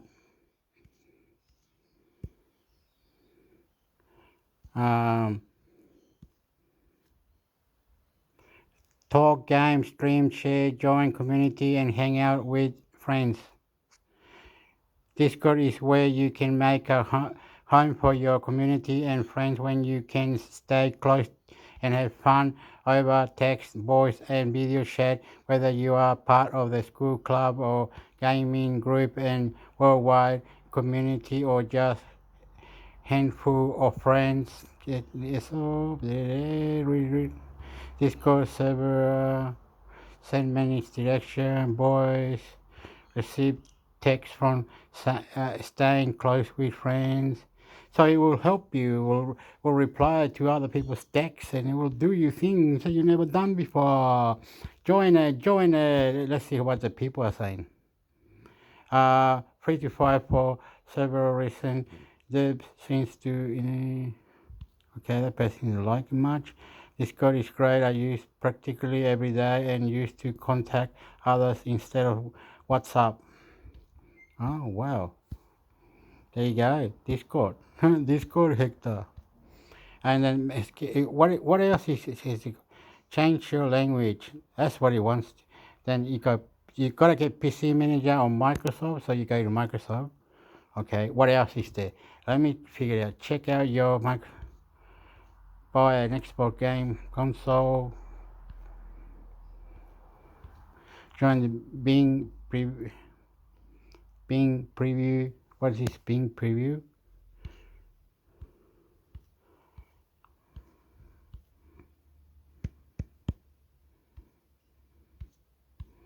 The Bing preview of the new browser or something.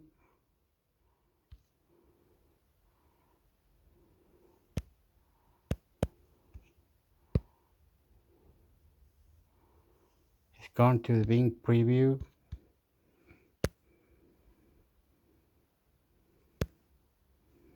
App. Microsoft Bing search. I'm using look, I'm using this one. So browser. Pro or something, I don't know. So browser. Opa! Oh, I'm asustado. You make me scared then. This one. Great browser. This one I'm using now. So what do we have to do? You have to go there. You have to go there. Wait. What's new? It's got all these settings. You can go into all different settings, and you can you can reverse the setting into the way you want it. It's got ad blocker, video downloader, and all that. Soul browser. I'm not very good at it, but there you go. And what was the other one? Keep going backwards, please.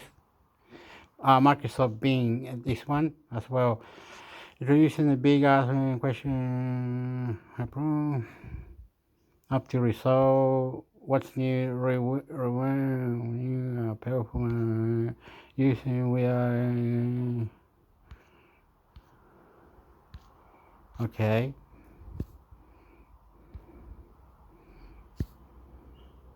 Microsoft Bing doing search check. Okay, Microsoft Bing. Okay, we got that. We got that.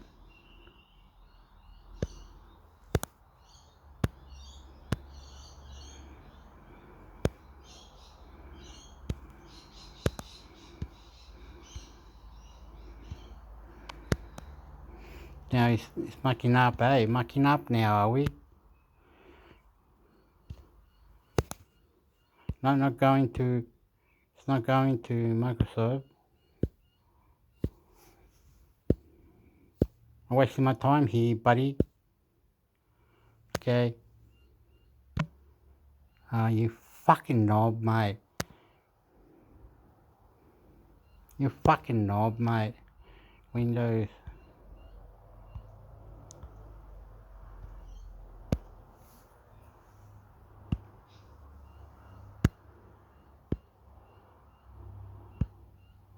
Microsoft Developer. Any platform. Your languages. Your tools. Start building on these Microsoft products. Windows. Develop for Windows. Build experiences that reach your users everywhere. Microsoft Azure.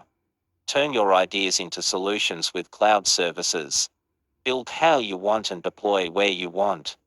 Dynamics 365. Use the underlying platform to build or extend business apps. Visual Studio. Best-in-class tools for any developer. Use your favorite language to deliver apps and services on any platform. Microsoft 365. Build collaborative solutions with Microsoft Graph, Microsoft Viva, Office 365, SharePoint, and more. Microsoft Teams. Extend and customize the Microsoft Teams platform to create and connect apps and workflows. Power Platform. Create business solutions on an intuitive, flexible platform of low-code tools. Learn new skills. Find training, discover certifications, and advance your career in minutes with interactive, hands-on learning paths. Whether you're just starting or an experienced professional, our hands-on approach helps you arrive at your goals faster, with more confidence and at your own pace. Explore the essentials. Documentation. Home of all Microsoft technical documentation, plus quick starts, tutorials, and API references. Learn shows. Discover thousands of hours of fun, authentic, and informative original programming from Microsoft technical experts. Reactor. Microsoft Reactor connects you with the developers and startups that share your goals. Already have something in mind and ready to start building? We can help. Developer community. Discover and connect with others who build with Microsoft tools and services.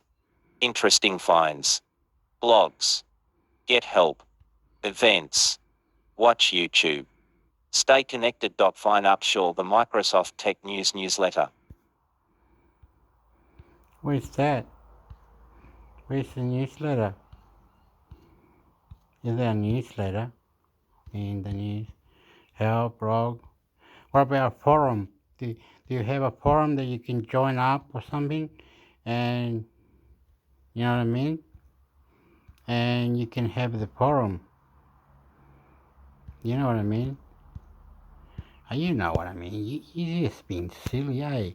You know, man, you know everything. You know everything. You just give me a headache. Okay.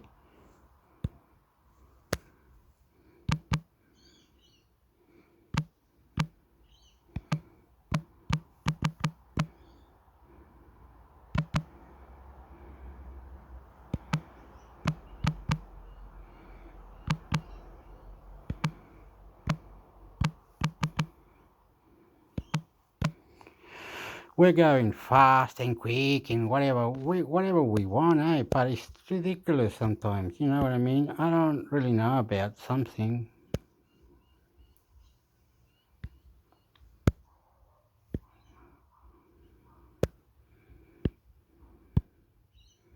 Homepage Force. More from AI. Microsoft's advancements in AI are grounded in our company's mission to help every person and organization on the planet to achieve more, from helping people be more productive to helping solve society's most pressing problems. View all. More from innovation. At Microsoft, we strive for meaningful innovation with research, products and services that both improve people's lives on a daily basis and have the potential to change the world. View all. More from sustainability. Microsoft is accelerating progress toward a more sustainable future by working to reduce our environmental footprint, helping our customers build sustainable solutions and advocating for policies that benefit the environment. View all. More from work and life. Learn how we're helping people stay connected, engaged and productive at work, at school, at home and at play. View all.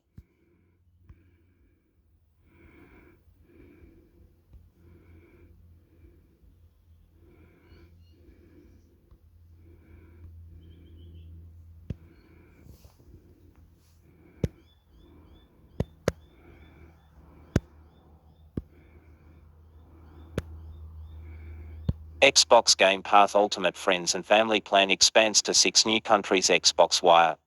We're always looking for ways to offer players more choice and value in how they discover and experience games with their friends and family. Beginning today, Xbox players in Chile, Hungary, Israel, New Zealand, South Africa, and Sweden will be able to join a plan that enables up to 5 friends and family members to share Game Pass Ultimate benefits. These countries will join the players participating in the plan in Colombia and Ireland. This plan makes it even easier to play the best Game Pass games with friends and family across console, PC, and cloud. You can play at the same time on multiple devices and even play the same game at the same time. Each member can enjoy the library of hundreds of games in console, PC, or cloud in supported countries. You can add up to 4 people to your membership, all with their own unique access to Xbox Game Pass Ultimate games, content, and benefits. Things to know about this plan.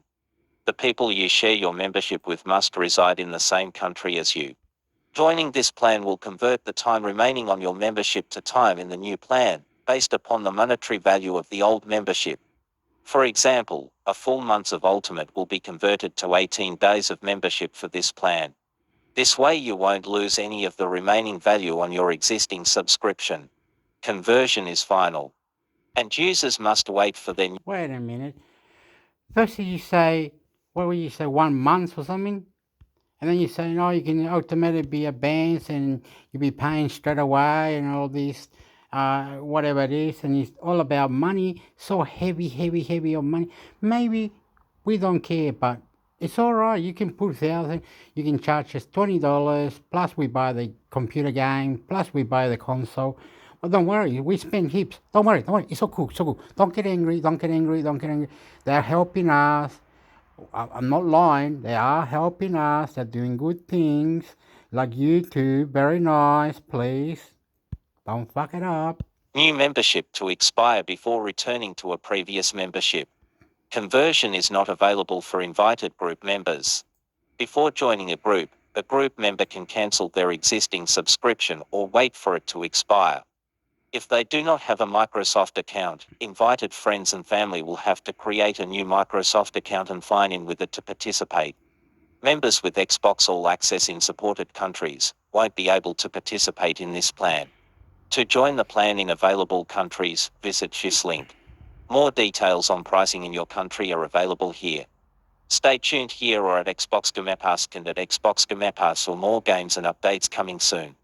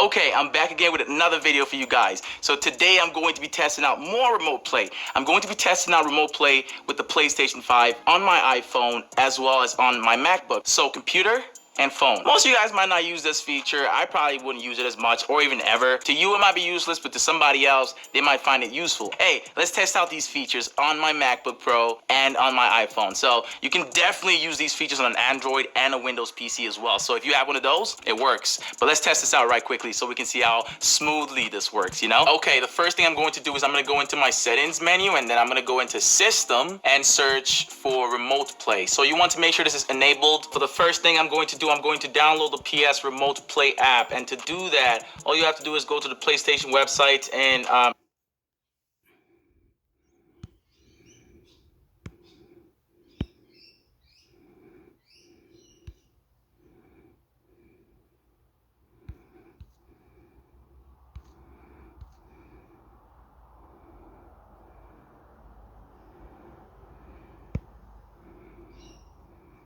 All right, so we had some interesting news the other day, and it's certainly something that Sony's not going to be too excited to hear about. While I don't think it's going to affect them in the short term, it's certainly something to keep an eye on here, especially as we've seen things evolve rapidly on the side of the Switch with homebrew and full-on PC emulators, because now we're starting to see more and more emulators pop up online for the PlayStation 4, but now the PlayStation 5 has actually been named in a project, and we're going to talk a little bit about that here today. Guys, if you enjoy these videos, make sure you hit that like button, helps out a ton. And if you're new here to the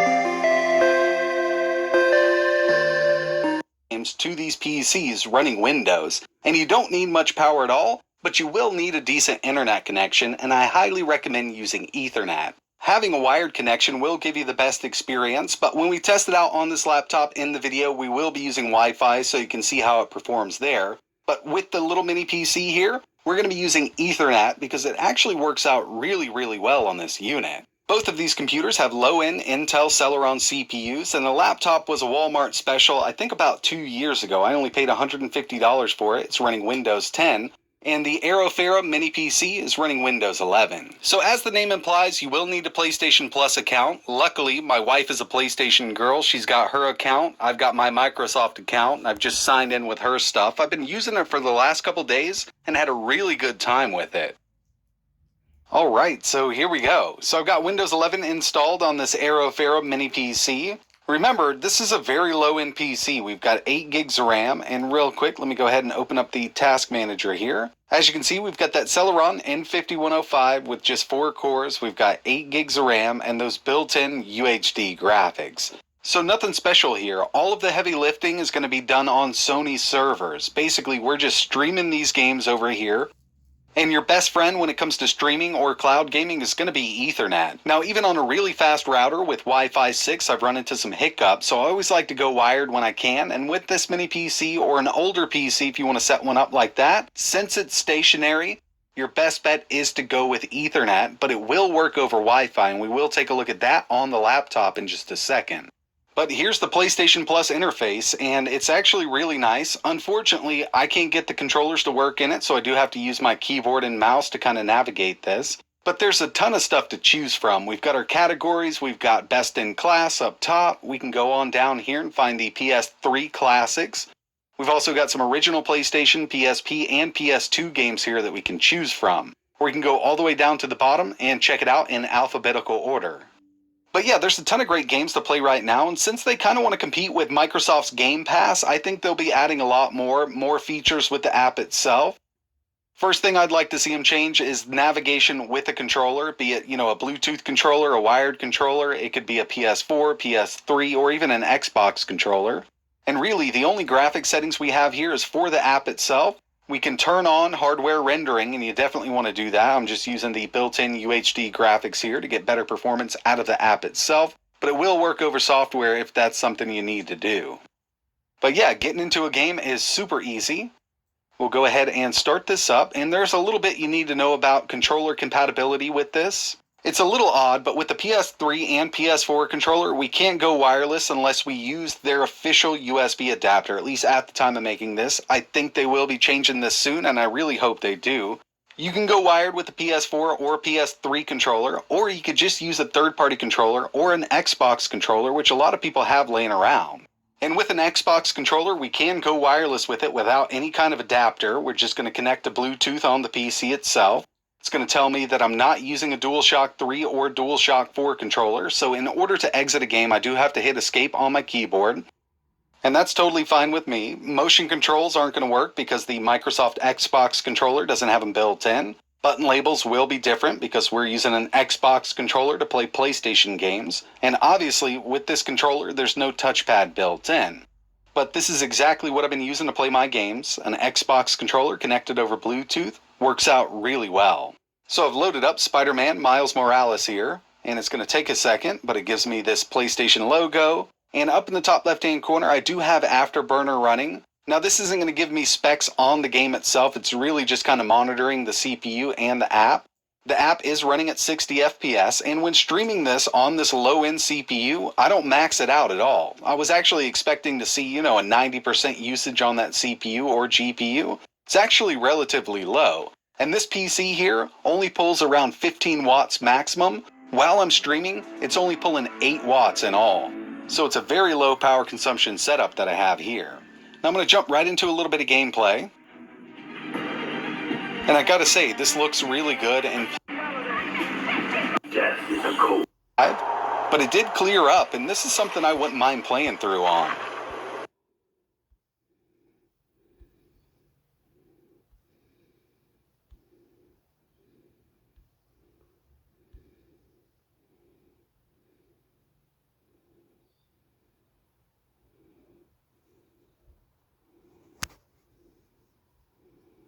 How to get the best TV picture settings.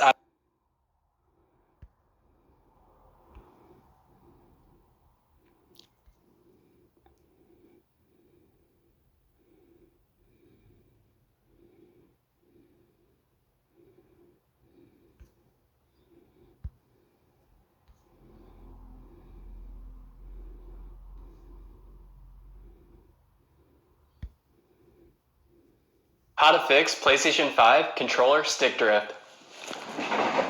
Hey everyone, how's it going? Welcome back to the channel. Even though the PlayStation 5 has only been released for a few months now, I'm already hearing of people having issues with controller stick drift. Although it's only been a short few months that we've been able to experience the PlayStation 5, there can be some reasons as to why controller stick drift is becoming an issue for some people. So in today's episode, I want to share with you some tips to help fix controller stick drift, and I also want to share with you some best practices to help keep your PS5 DualSense controller clean and running like new through time. As always, if you enjoy this video or find any part of it helpful, please let me know by dropping a like down below. And if you're new to this channel, this is the spot where you'll find the latest tips, tricks, and strategies to help you get the most out of your PlayStation gaming experience. So if you haven't yet, feel free to subscribe down below to watch more videos just like these. Let's get right into it. If you're playing a game that requires you to hold a joystick in a certain position and click it in that direction for most of the duration of the game session, such as Call of Duty, Modern Warfare, Black Ops, or Warzone, you may notice that the vast amount of time you're holding the left joystick in the up position and clicking in that direction. The same can be true of the right joystick as well. If that is the case, all it might require for you to fix the stick drift issue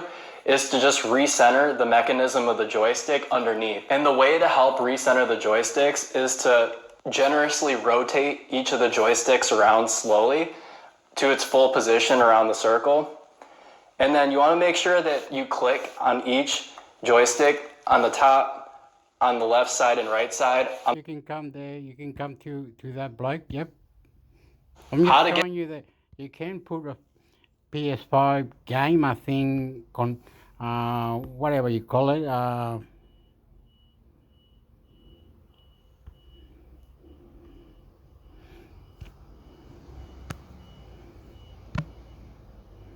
Okay, we're gonna do it. How to play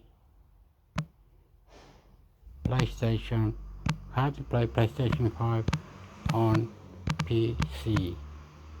Ya, pues como PC primero.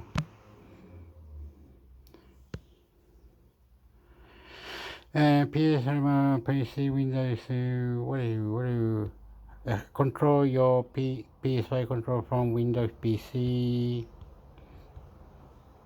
Oh, you can. Windows PC, and then and then it can be on your PC or something.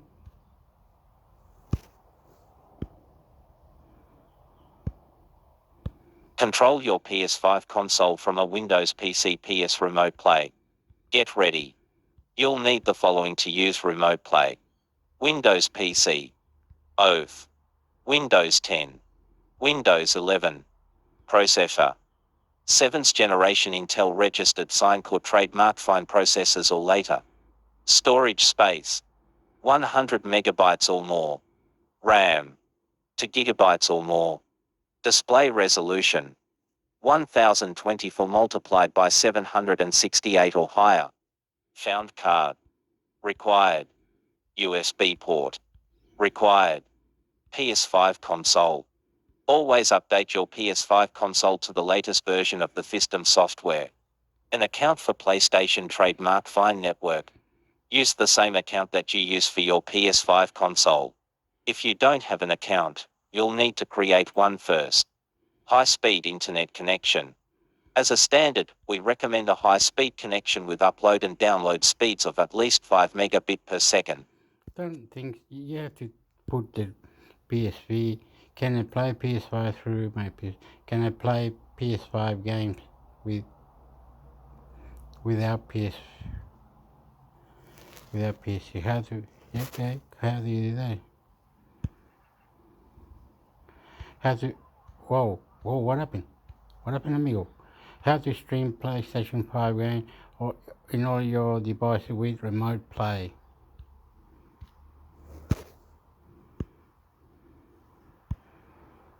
How to stream PlayStation 5 games to all your devices with remote play. There's nothing quite like playing your PlayStation 5 on a big HDR TV from the couch. But you can't always be hogging the living room. If you want to play some casual Rocket League in bed or get your Fortnite 6 away from home, Sony has a solution. PS Remote Play allows you to stream games from your console to another device for free.